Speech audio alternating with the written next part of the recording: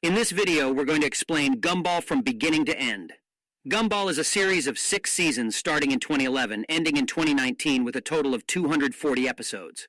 The show is creative and fun, merging the 2D and 3D design of characters with realistic scenes and epic top-tier comedy. We will start first with Richard, the father of Gumball and Anais, and Darwin.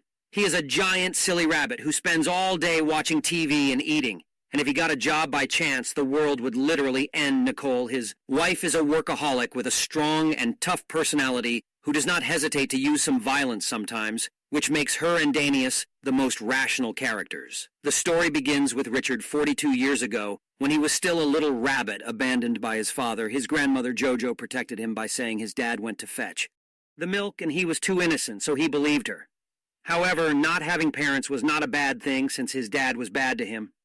In some episodes, a few episodes into the show, we discovered that his personality was because of Jojo's upbringing. She is rotten. Her ways of upbringing were clear in the 9th episode of the 2nd season, where she had to babysit the kids and turn them into many dumb Richards. Let's go back to the main story about Richard and Nicole, to the choices.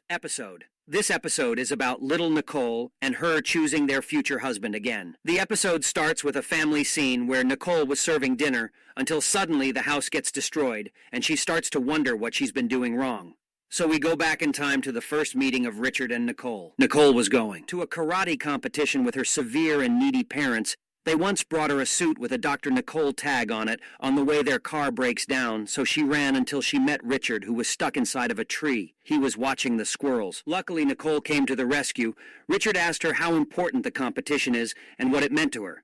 So she answers by saying that she does it to satisfy her parents. By that time, the competition had ended. Nicole felt sad, so he tried to cheer her up and suggest she moves out and stop pleasing others. And since then, they became close friends. Richard was relatively different from Nicole. She was always trying to satisfy others in every way possible, unlike Richard. And while going through puberty, they grew to like each other. Nicole's father didn't approve of Richard, and still Granny Jojo didn't like Nicole either. Neither of her parents really liked Richard, and they wanted to marry her off to a banker's son. Throughout all the hardships, they still loved each other. Until one day they decided to leave their parents' house and live like a married couple in a small house at their wedding. They invited everyone, but sadly, no one came. Nicole got a job as a customer service employee in a plastic factory because Richard was irresponsible, and after overcoming many financial problems, they bought a house and learned that Nicole was pregnant. Nicole's parents tried to ruin their relationship by sending her on a trip with the banker's son to seduce her to leave Richard. And the episode that mentions this, they end things on a good note. Now, let's go back to Nicole. She gave birth to a baby and named him Gum or Zach. But they finally settled on Gumball because he was so ugly that even the doctors suggested he stay for a couple days to check up on him. Gumball's family is at last in their house, new baby and financial stability. And like any classic shoe, there has to be a grumpy neighbor. The Robinsons. Let's head to the main part of the cartoon. The appearance of the goldfish. The goldfish was a gift from Richard to Gumball because he didn't have friends. Gumball loved it and spent so much time with it.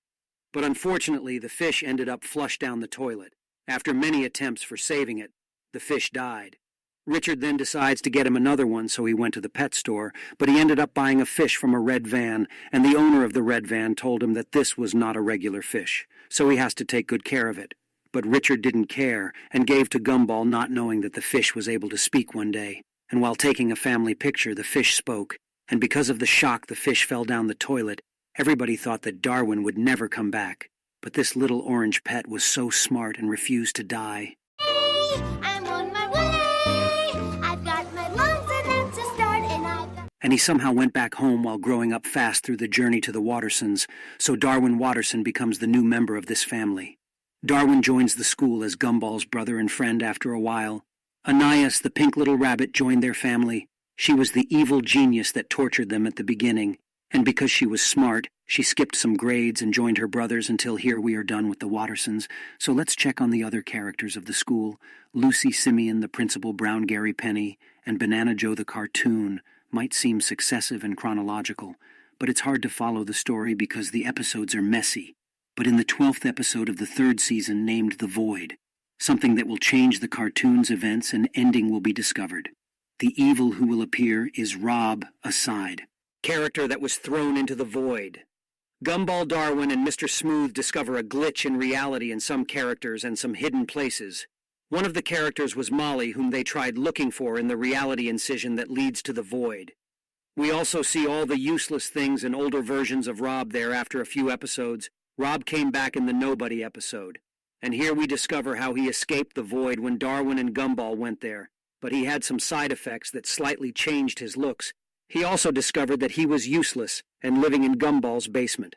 Then Darwin and Gumball decided to help him, so they suggested he becomes the villain. Unfortunately, he likes the idea, then declares his hate to them to become their #1 villain. In the Villain episode, he tried to destroy them, but he fails miserably. This was the way the cartoon created a villain because there wasn't anyone. It was overall a smart way, and although the villain was a failure at first, we witnessed his development into becoming an unforgettable villain now. With the Disaster episode, it was vital, and it was thought about Rob getting a magical remote control from the red van owner. This remote can control reality or cartoon. He also discovers that they live in a cartoon and that he has the power over everything there.